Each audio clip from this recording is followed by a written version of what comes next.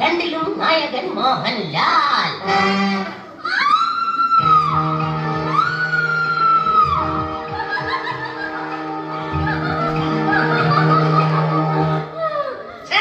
ഞാൻ നിന്നോട് പറഞ്ഞിട്ടില്ലേ ഈ കൊട്ടാരത്തിനകത്ത് സിനിമാക്കാര്യം വേണ്ടി പോകരുതെന്ന്? അതെന്താ? വടോ സിനിമാക്കാര്യം പറഞ്ഞ രാജ്ഞിയുടെ ദേഹത്ത് കൂടിയിരിക്കുന്ന യശി ബഹളം ഉണ്ടാക്കുന്നു. അതെന്താ രാജാവേ അങ്ങനെ? തനിക്ക് സിനിമാ ഭ്രാന്തി പിടിച്ച ഏതോ യശിയുടെ ആത്മാവാണ് നമ്മുടെ രാജ്ഞിയുടെ ദേഹത്ത് കൂടിയിരിക്കുന്നത്. മഹാരാജൻ, എന്റെ അറിവിൽ യക്ഷിയെ ഒഴിപ്പിക്കുന്ന ഒരു മഹാമാന്ത്രികനുണ്ട്. അതാരാ? കളപ്പുറത്ത് കറുത്തനാ. എവിടെയുണ്ട്? കൃത്യമായിട്ട് അറിയണമെങ്കിൽ ഏഷ്യാനെറ്റിന്റെ ഓഫീസിലേക്ക് വിളിച്ചാൽ മതി. ഓക്കെ, എങ്കിൽ ഉടൻ തന്നെ അദ്ദേഹത്തെ വിളിക്കൂ. കളത്തനാരച്ചോ. മാന്ത്രികൻ, മഹാമാന്ത്രികൻ,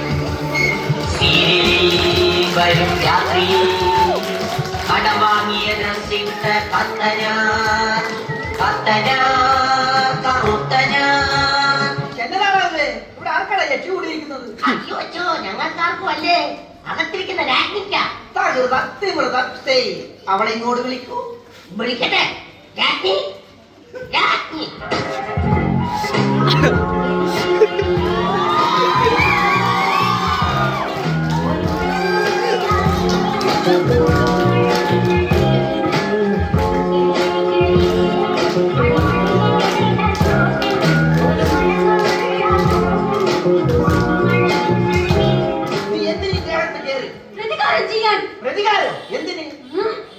വർഷങ്ങൾക്ക് മുമ്പ് ഞാൻ ഈ കൊട്ടാരത്തിലെ ഒരു നർത്തകിയായിരുന്നു. അന്ന് എന്റെ കൂടെ ഈ കൊട്ടാരത്തിൽ നർത്തനമാടിക്കൊണ്ടിരുന്ന നർത്തകൻ ദേവസ്യവുമായി ഞാൻ പ്രേമത്തിലായിരുന്നു. അങ്ങനെ ഒരു ദിവസം രാജാവും രാജ്ഞിയും അന്തപുരത്തിൽ ഇല്ലാതിരുന്ന സമയത്ത് ഞങ്ങൾ അന്തപുരത്തിൽ കയറി തിത്തിത്താര തിത്തത്തെ പ്രാക്ടീസ് ചെയ്തു. ആ സമയം അന്തപുരത്തിലേക്ക് കയറി വന്ന അന്നത്തെ മഹാരാജാവ് ഇയാളുടെ മുതുമുത്തച്ഛൻ ഞങ്ങളുടെ രണ്ടുപേരെയും വെട്ടിക്കൊന്നു. വെട്ടുകൊണ്ട് എന്റെ മടിയിൽ കിടന്ന് ഇടിഞ്ഞു മരിച്ചു. ഈ രാജകുടുംബം ഞാൻ കുട്ടിച്ചോറാക്കും. ഇവിടുത്തെ രാജാവിന്റെ ചോര ഞാൻ കുടിക്കും. നാളെ അമാവാസ്യ ഇവനെ കൊന്ന് ഇവന്റെ രക്തത്തെ കുറിച്ച് ഞാൻ പ്രതികാരം ചെയ്യും.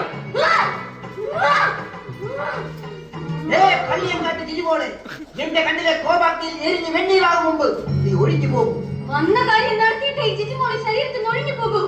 ഒന്ന് കടന്നേ. ഒരുപാട് എപ്പിസോഡ് ചെയ്ത് ഞാൻ ഷൈൻ ചെയ്ത് നിൽക്കുകയാണ്. എന്റെ വില കളയരുത്. അധികം ദൂരേക്കൊന്നും ഒഴിയല്ല. ഇവിടെ എവിടെ ഒഴിഞ്ഞാൽ മതി.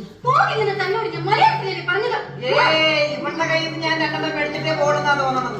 രാജാവേ, എങ്കിൽ മന്ത്രം തോറ്റിടത്തിന് തന്ത്രം പ്രയോഗിക്കാം. നമുക്കിവളെ മണിച്ചിത്രത്താഴിൽ നാഗവല്ലിയെ ഒഴിപ്പിച്ച ശൈലിയിൽ ഒഴിപ്പിച്ച് നോക്കാടാവുകയെ. അതിനു മുമ്പ് ഓപകുണ്ടം തയ്യാറാക്കണം.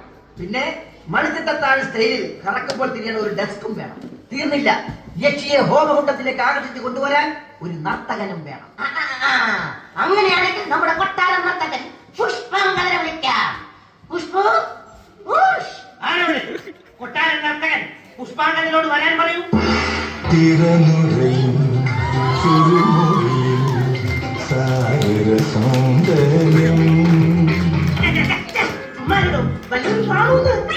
അതെന്നാടാവേ? നമ്മുടെ രാജ്ഞിയുടെ ദേഹത്ത് കയറിയ ബാധ ഒഴിപ്പിക്കാൻ കൂടെ നീ എന്നെ സഹായിക്കണം.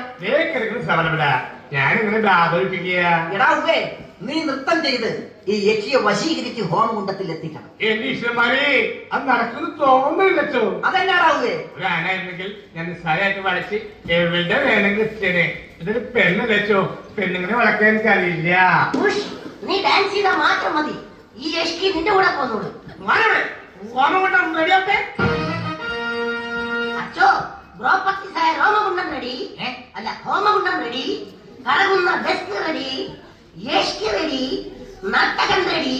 പക്ഷേ പെർഫോം ചെയ്യാമെന്ന് ഏറ്റിട്ടുള്ള മോഹൻലാലിന്റെ ഡ്യൂപ്പ് മാത്രം എത്തിയിട്ടില്ല. എന്നാകെ മോഹൻലാലിന്റെ ഡ്യൂപ്പും റെഡി.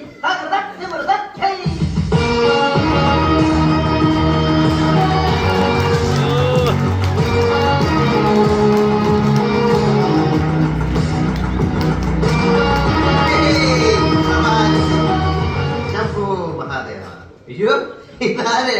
കത്തനാരച്ചനോ? അച്ഛോ, സുഖം തന്നെ അല്ലേ? അല്ല, ഈ യക്ഷി എവിടെ? ഓഹോ, ഇതാണ് ആ കക്ഷി അല്ലേ? അച്ഛോ, എല്ലാം റെഡിയല്ലേ? പിന്നെ എല്ലാം റെഡി ആണാവേ. എന്നാ പിന്നെ നർത്തകരോട് പറ, ബ്രേക്ക് ഡാൻസോ കുച്ചിപ്പുടിയോ എന്തെങ്കിലുമൊക്കെ തോന്നിവാസം കാണിച്ച് യക്ഷി എങ്ങനെയെങ്കിലും പിടിച്ച് ഹോമകുണ്ടത്തിലേക്ക് കൊണ്ടുവരാനേ. എടോ പുഷ്പാങ്കത, നൃത്തം തുടങ്ങണോ? Ready, 1, 2, 3, start.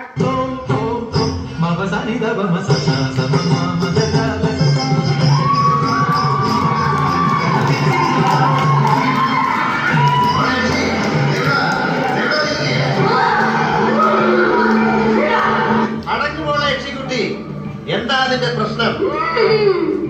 എനിക്ക് പ്രതികാരം ചെയ്യണം, ഇയാളെ കൊല്ലണം. ഇയാളെ കൊല്ലാൻ ഞാൻ നിന്നെ സഹായിക്കാം. പക്ഷെ കൊന്നു കഴിഞ്ഞാൽ നീ ഈ ദേഹം വിട്ടു പോന്നോ? പോകാം. അച്ഛോ, ഞാൻ അവൾക്ക് വാളറിഞ്ഞു കൊടുക്കാൻ പോവുകയാണ്. അവൾ വെട്ടി തുടങ്ങുന്നതിന് മുമ്പ് അച്ഛൻ ചക്രം പിടിച്ച് തിരിച്ചോണം. ചക്രം തിരിക്കുന്ന കാര്യം ഞങ്ങൾ ഏറ്റു. യക്ഷി, ഇതാ പിടിച്ചോ വാള്. വെട്ടിക്കൊന്നതിന്റെ പ്രതികാരം തീർത്തോളൂ, എന്നിട്ട് ഒഴിഞ്ഞു പോ. ഒഴിഞ്ഞു പോടി.